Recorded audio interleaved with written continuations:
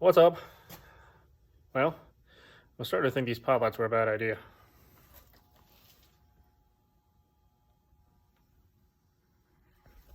That didn't even happen on the ride. I was backing it out of the toy hauler and it got caught on the top section where the kind of canvas comes down and it ripped it off. I don't know. Should I change them? I don't know. What do you guys think? On a more positive note, these mud flaps worked out great. They look good. I just wish this one would lay down just a little bit more, so I'm gonna put a little bit more heat to it and get it to lay down a little bit. But compared to all the other rides I've been on, it always has everything, every part of the bike covered and the roof and everything.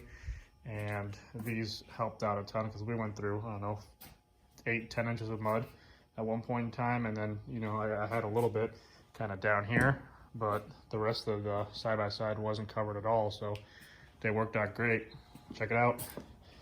Wolfpack Mud Flaps on Facebook.